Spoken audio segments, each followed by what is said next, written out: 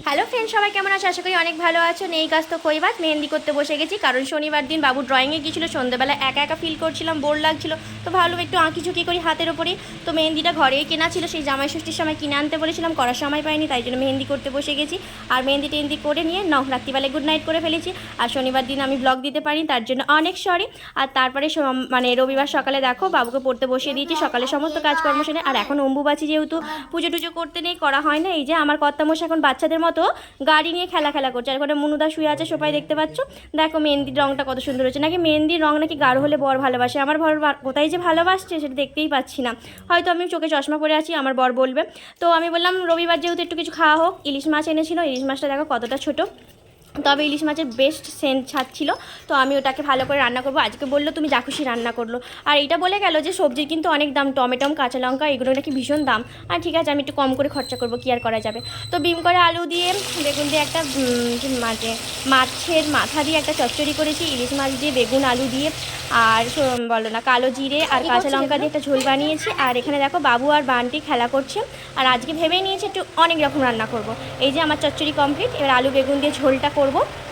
মাছগুলো ভেজে রেখে দিয়েছি। আমি কিন্তু মাছের তেল দিয়ে ভাত খেতে কিন্তু ভীষণ পছন্দ করি। একটু কাপে করে তেলও রেখে দিয়েছিলাম, বেশ অনেকটাই তেল বার হয়েছে, তেল বার হয়েছে। আর এত ছোটো মাছের কি তেল বার হবে বলো। আর এখানে আমি বেগুন আলু দিয়ে কালো জিরে দিয়ে এই ডব্বা ঝোলটা করেছি। ও কিন্তু কোনোদিন এই ঝোলটা খায়নি। আমি এটা করার পর আমার মায়ের থেকে বানানো শিখেছিলাম, কিন্তু এখন বেশ পছন্দ করে এই ঝোলটা খেতে।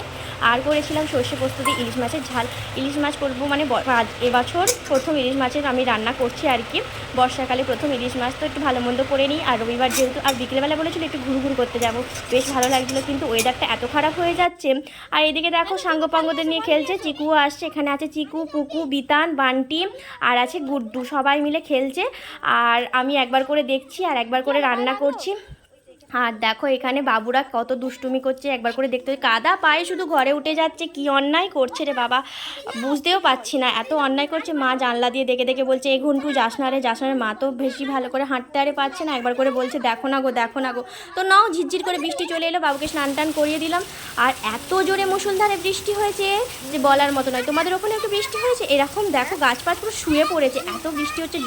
বৃষ্টির স্রোত দেখো, জুতো টুতো সব ভাসিয়ে নিয়ে চলে যাচ্ছে। আমার বাবু তো কান্নাকাটি করতে, মা আমার জুতো চলে গেল। ওখানে মনুদার জুতো আরে খোলা আছে, সব চলে যাচ্ছে দেখো।